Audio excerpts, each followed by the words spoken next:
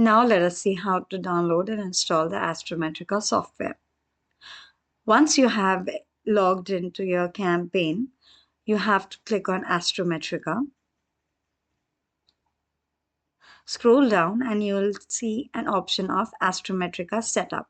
Click on the Setup and wait till it gets downloaded. Once the setup is downloaded, you have to extract the file in the C drive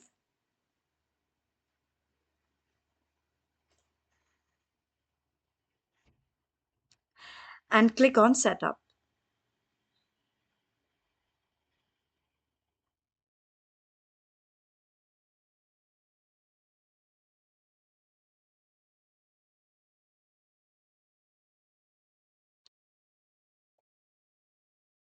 Once the Astrometrica software is downloaded,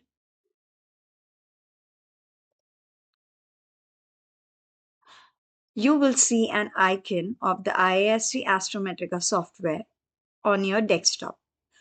All you have to do is double click on it. Once you double click on the icon, your Astrometrica software will open.